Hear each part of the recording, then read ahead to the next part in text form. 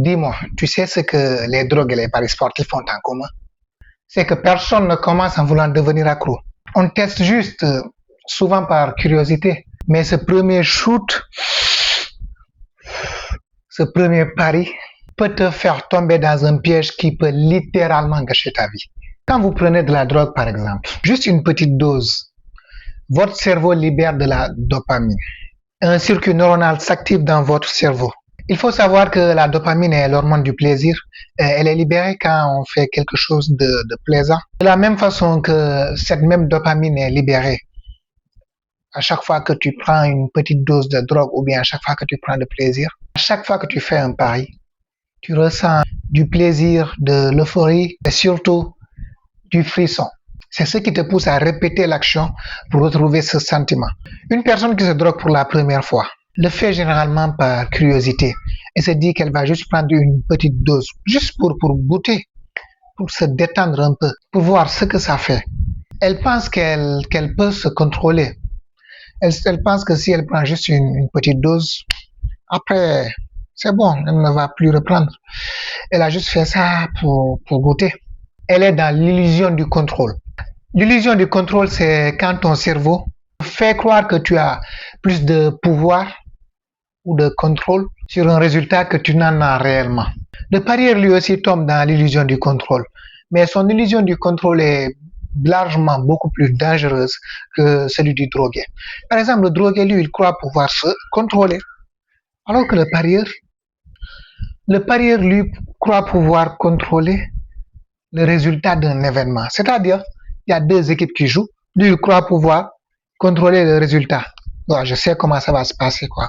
Ça fait plus de 10 ans que je regarde le foot, je connais cette équipe, je connais tous ces joueurs-là. Voilà. Et j'ai regardé leur dernière confrontation. À chaque fois, ça s'est passé ça. Donc, je sais, je connais les deux coachs, je connais leur style de jeu. Oui, il va y avoir plus de 2,5 buts dans ce match. Ah bon? Et c'est là que le piège se referme sur lui. Le parieur, lui, qu'il gagne ou bien qu'il perde, il est dans la même merde. Je m'explique. Il va souvent commencer par de petites mises. Tout parieur a commencé comme ça, par de petites mises. Au début, c'était, par exemple, avec les kiosques là, c'était une mise. En tout cas, moi, c'était 300 francs, le coupon minimum. La mise minimale, c'est 300 francs. Tu dis 300 francs, c'est rien. Et moi, je connais les équipes. Donc, tu viens, il y a le samedi ou bien le dimanche, tu vas jouer le samedi à midi avant que les matchs de première ligue ne commencent à 14h. Il y en a qui commencent à 14h. Tu vas chez la buraliste, tu prends ton coupon, tu combines tes équipes, tu fais ton combiné et tu joues. Victoire de cette équipe-là, les deux équipes marquent par-ci. Voilà, tu crois connaître tout. Parce que ça fait longtemps que tu es dans le milieu du foot. Et ça, c'est l'ancienne méthode même. Maintenant, c'est en ligne. Depuis presque, disons, 2019, c'est en ligne qui a commencé à apprendre tout. Et il est beaucoup plus dangereux que le pari en physique. Mais c'est pas le sujet. Donc, imaginons, par exemple, on va l'appeler Moussa. Moussa joue son premier coupon. Il joue son premier coupon. Première issue, il gagne. OK? Il mise 300 francs peut-être. Il gagne, disons, 4000 francs. Il dit, waouh, c'est bon, hein? Je viens de trouver un business rentable, un moyen de gagner de l'argent. En plus, c'est facile. Je n'ai juste qu'à prédire ce qui va se passer. Donc, qu'est-ce qu'il va faire? Il va rejouer. S'il rejoue et qu'il perd, peut-être une équipe va gâcher son coupon. Il va se dire, non, j'ai juste manqué de chance. Sur 10 équipes, il n'y en a qu'une seule qui a gâché mon coupon. Oui, car si tu joues, si tu veux, tu peux jouer sans rencontre, sans événement sur un ticket. S'il y a un seul événement qui gâte, s'il y a un seul événement qui est faussé, tu perds toute ta mise. C'est pour ça que vous voyez des gens qui disent qu'ils auraient pu être millionnaires depuis longtemps. Cette équipe-là m'a empêché de gagner 3 millions. Donc, qu'est-ce qui va se passer? À chaque gain qu'il va faire, qu'il va avoir, il va gagner de l'argent. Et cet argent-là, il va encore le mettre là-dedans pour pouvoir gagner plus. Mais il va perdre. Et quand il perd, il va avoir un besoin de récupérer. Oui, Quand tu perds, tu dis non, je dois récupérer ce que j'ai perdu. Donc au début, il jouait pour gagner de l'argent et par la suite, il joue pour récupérer. Le plus il va répéter ce cycle-là, le plus ça va devenir une habitude. Le plus l'habitude va se consolider dans le temps, le plus ça va même devenir un rythme, ça va dépasser une habitude, un niveau d'habitude. Tu sais ce que ça fait? Moi, ça, quand je restais par exemple une semaine sans jouer, je ne pouvais pas rester une semaine sans jouer. À un moment, au début, c'était pas comme ça. Au début, c'était juste un loisir. Quand je restais une semaine par jouer, j'avais mal à la tête. Une semaine sans jouer, j'avais mal à la tête. C'est parce que mon cerveau s'était habitué à cela. Il me fallait aussi cette dose-là. Mais moi, mon piège, c'était pas la drogue. Mais à ce moment-là, je savais pas que j'étais devenu addict. Le piège de l'addiction, c'est quand quelqu'un est addict, tu vas lui dire qu'il est addict, il va te dire non, il se contrôle. C'est juste parce qu'il a besoin, il sait ce qu'il fait, tout cela. Alors qu'il est addict. C'est comme ça. À la fin, le jeu n'est plus un loisir, mais une dette psychologique et qui va pouvoir te séparer avec toi-même. C'est-à-dire, peut-être même un drogué, quand vous voyez un drogué, vous le voyez fumer de la drogue, tout cela, ou bien vous voyez les conséquences sur son visage, ses yeux, tout cela, son caractère commence à changer. Vous voyez, vous dites que c'est de la drogue. Mais les paris sportifs, c'est une drogue intérieure. En réalité, ils ne consomment aucune substance. Tout est dans le cerveau. Montrez-moi c'est quoi un pari. C'est quoi un pari? Moi, je peux vous montrer une drogue. Voici la drogue. Mais les paris sportifs, ça, c'est intérieur. Donc, la personne, elle est avec soi-même. Elle est abandonnée à soi-même. Elle peut parier pendant des années sans que personne ne sache. Mais c'est à la fin, presque, que vous allez voir les symptômes de l'addiction. Et ça, l'industrie des paris sportifs le sait déjà. Déjà, quand quelqu'un joue un jeu de casino, peu importe ce qui se passe, c'est le casino qui gagne. Et les bookmakers, c'est-à-dire ceux qui proposent les jeux-là, ils sont beaucoup plus dangereux même que le casino. Eux, ils sont basés sur généralement un modèle mathématique. Si tout le monde gagnait, je vous dis, il y a un système d'ajustement des codes, les codes, ça varie en fonction des probabilités des trucs. Ils ont des gens qui sont des experts en probabilité, en statistiques et aussi en théorie des jeux. Donc, ils ont des modèles mathématiques qui leur permettent d'analyser beaucoup de choses et de faire en sorte, quelle que soit l'issue de la journée, ils gagnent. Donc, un bookmaker ne perd jamais. Et pour mettre la cerise sur le gâteau, il y a le renforcement social et le marketing. D'abord, l'entourage. Un parieur n'est jamais seul, ne parie jamais seul. Il a soit des amis parieurs, ne serait-ce qu'un ami, ou bien des fréquentations qui sont des parieurs, avec qui il partage ce plaisir-là, cette passion-là, cette passion du pari-là, il le partage avec d'autres personnes, forcément. Mais ça, c'est le niveau même le plus bas. On dit généralement, tu es ton entourage, tu es ton environnement. Mais ça, c'est le début. Ça, c'est le bas niveau. Juste l'entourage, les proches. Ça, c'est le bas niveau. Il y a un niveau qui est beaucoup plus élevé. Je l'avais montré lors de la dernière vidéo sur les pubs. Effectivement, les pubs sont là. Avant chaque match de foot, il y a des pubs. Les pubs de bookmakers qui te disent de parier et gagner. C'est ça, le message, il est simple. Suis ton instinct et gagne. Le message, il est simple. Il t'appelle, c'est-à-dire le bookmaker qui profite de ta défaite, lui, il gagne seulement quand toi, tu perds. Il gagne plus quand toi, tu perds même. Même si tu gagnais, lui, il allait gagner. Mais il gagne plus quand toi, tu perds. Ce bookmaker-là te dit de venir jouer sur ton instinct et gagne. Et avec l'essor des réseaux sociaux, les pubs ne sont plus seulement à la télé, des influenceurs, peu importe le type d'influenceur, que ça soit ceux qui font de la comédie, des pranks, tout. Influenceurs, TikTok, même les filles, je vous dis, elles ont des codes promo. Ils te disent, si tu veux parier, voici mon code promo, tu auras 200% de bonus dès ton premier dépôt, ou bien le premier pari est remboursé. Le premier pari est remboursé. Ils offrent des clauses pour attirer les gens. Tout est poussé pour normaliser et banaliser le pari. C'est ça l'objectif. Parier, c'est normal. Banaliser le pari. Le pari, c'est rien. Tout le monde le fait. Tout le monde le fait. Tu as l'impression que tout le monde le fait. Oui, en réalité, la majeure partie des gens que vous voyez parier, que ce soit des professeurs, des professionnels, des chômeurs, des étudiants, tout type Il y a tout.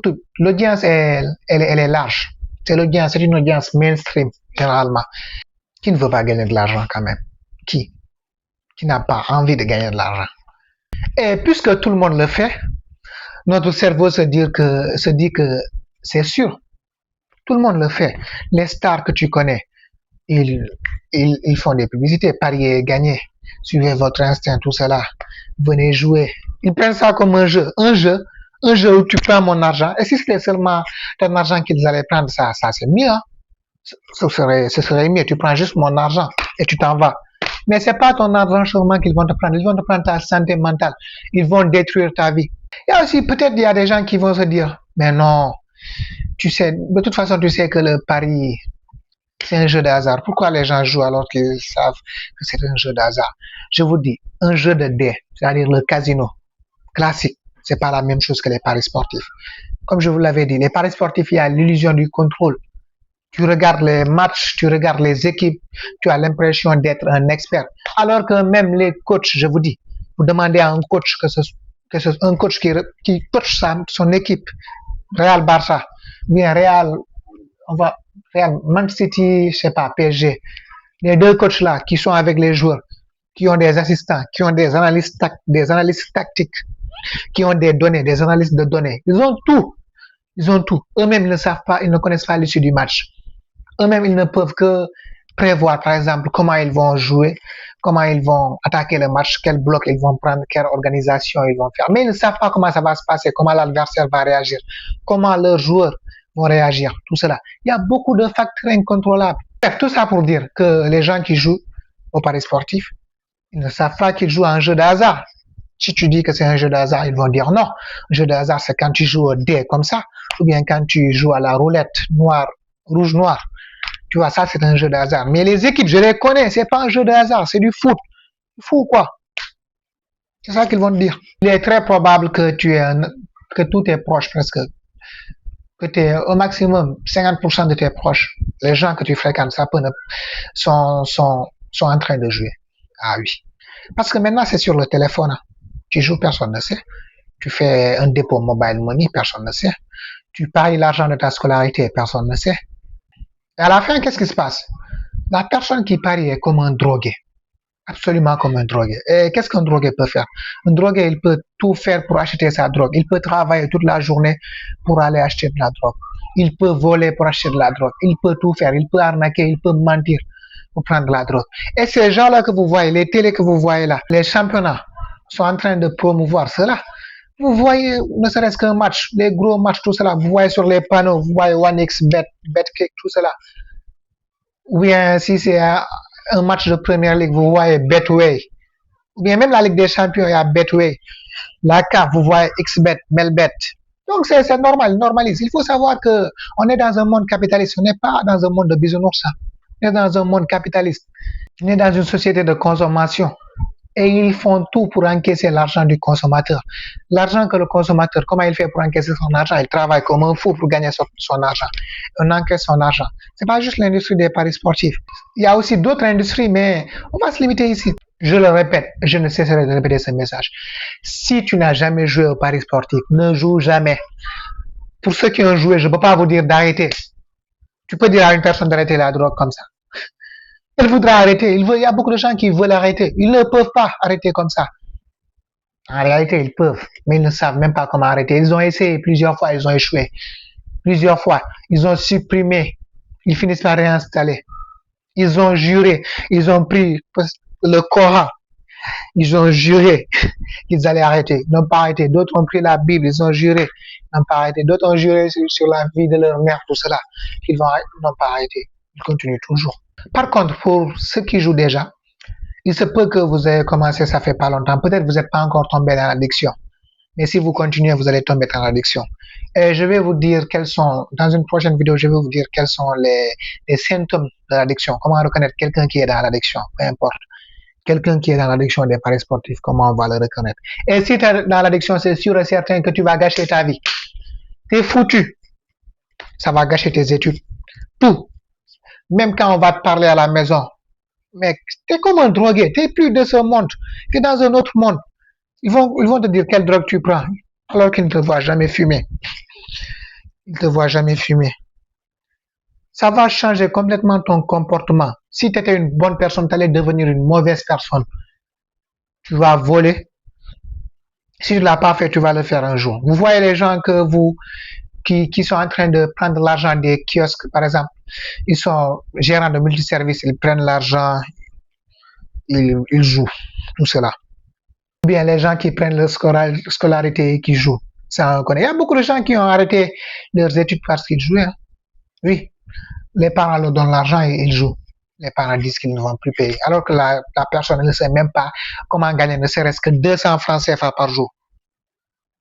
200 francs CFA par jour, elle ne sait même pas. Bref, j'ai tout dit, je n'ai plus rien à dire. Parce que si je continue, là, je peux parler de ce sujet pendant une journée entière sans me taire. Une journée entière sans me taire. Si la vidéo ne touche ne serait-ce qu'une seule personne qui est concernée, moi c'est bon pour moi. Au moins cette personne-là sera sauvée. On ne peut pas sauver tout le monde. Les restants, ils n'ont qu'à crever. C'est comme ça. C'est comme ça. Mais l'objectif est de pouvoir sauver le plus. Je peux même pas sauver. Ceux qui ne sont pas rentrés, oui, ils sont sauvés. Mais ceux qui sont rentrés, ça j'ai une autre solution pour vous et je vous dirai aussi comment quitter cette addiction. Je ne peux pas vous dire comment arrêter de jouer au paris sportif. Non, comment quitter l'addiction. Ça, je peux. Donc, c'était tout. Merci.